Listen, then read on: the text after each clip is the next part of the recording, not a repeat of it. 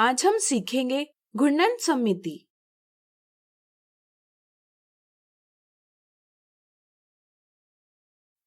ताश के इस पत्ते को देखिए, जरा सोचिए, अगर हम इसे केंद्र के चारों ओर 180 डिग्री पर घुमाएं तो क्या होगा? हमें हूबहू पहले जैसी ही आकृति दिखाई देगी। आपने हवाई चक्री के साथ जरूर खेला होगा। अगर इसे भी हम केंद्र के चारों ओर घुमाते हैं तो कुछ स्थितियों में हूबहू पहले जैसी ही आकृति प्राप्त होती है। अब रंगोली के इस चित्र को देखिए।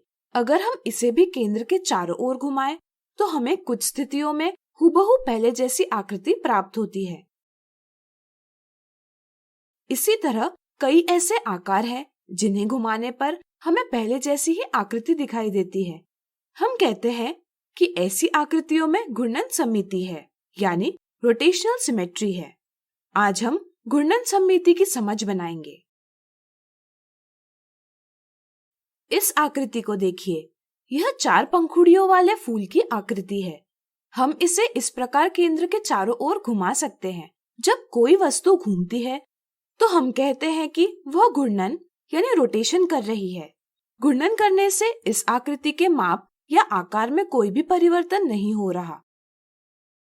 इसी तरह जब कोई वस्तु घूर्णन करती है तो उसके आकार एवं माप में परिवर्तन नहीं होता। यहाँ हम देखते हैं कि फूल की यह आकृति एक निश्चित बिंदु के चारों ओर घूर्णन कर रही है। घूर्णन वस्तु को जिस निश्चित बिंदु के चारों तरफ घुमाता है उसे हम घूर्णन का केंद्र यानी सेंटर ऑफ रोटेशन कहते हैं।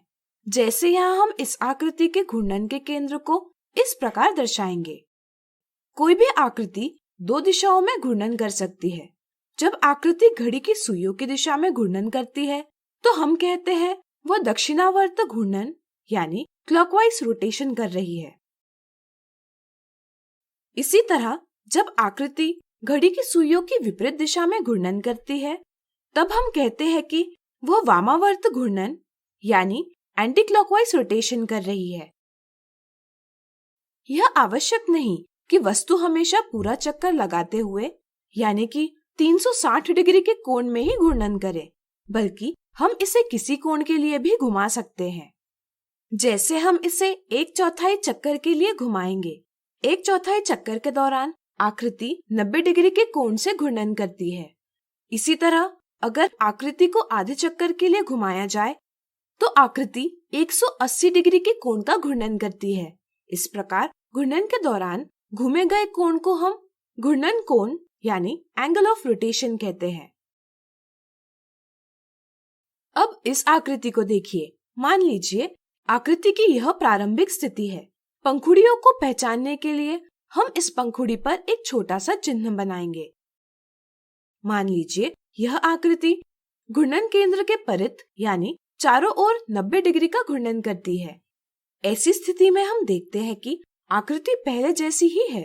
ऐसा लगता है मानो आकृति घूमी ही नहीं, यानी कि 90 डिग्री का घूर्णन करने से पहले की आकृति 90 डिग्री का घूर्णन करने के बाद की आकृति से सर्वांगसम यानी कॉन्ग्रुएंट है। अगर घूर्णन के बाद आकृति पहले आकृति जैसी ही दिखाई देती है, यानी कि पहले आकृति से सर्वांगसम होती है, तो हम कहते हैं कि आकृति में घूर्णन सममिति है। इसलिए 90 डिग्री के घूर्णन कोण पर हमें आकृति में घूर्णन सममिति यानी रोटेशनल सिमेट्री दिखाई देती है। क्या आप बता सकते हैं कि आकृति 90 डिग्री कोण के अलावा और कौन से कोण का घूर्णन करे जिससे हमें आकृति पहले जैसी ही दिखाई देगी? सोचिए सोचिए। बिल्कुल सही। 90 डिग्री कोण के अलावा अगर आकृति 180 डिग्री, 270 डिग्री या 360 डिग्री इनमें से किसी कोण में भी घूर्णन करे तो हमें पहले जैसी ही आकृति दिखाई देती है, यानी कि पहले स्थिति की आकृति की सर्वांगसम आकृति प्राप्त होती है। इसलिए हम कह सकते हैं कि इस आकृति के एक पूरे चक्कर में यानी 360 डिग्री के घूर्णन के दौरान हमें ऐसी 4 स्थितियां प्राप्त होती है जब पहले आकृति की सर्वांगसम आकृति प्राप्त होती है। एक पूर्ण चक्कर के दौरान आकृति अपने पहले की स्थिति में कितनी बार सर्वांगसम दिखाई देती है उसे घूर्णन का क्रम यानी ऑर्डर ऑफ रोटेशन कहते हैं।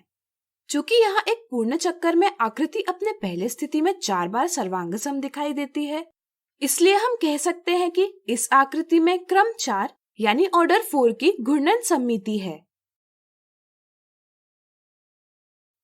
अब आप इस त्रिभुज को देखिए। इसकी सभी भुजाएं बराबर नहीं हैं एवं सभी कोण भी बराबर नहीं हैं।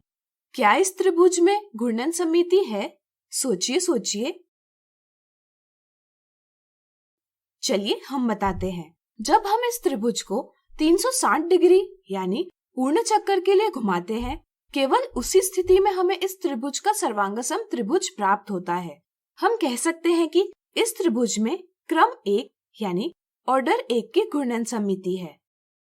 साधारणतः प्रत्येक आकृति 360 डिग्री के घूर्णन के बाद फिर से अपने पहले की स्थिति में आ जाती है, यानी कि 0 डिग्री के घूर्णन पर आ जाती है, मानो घूर्णन हुआ ही नहीं।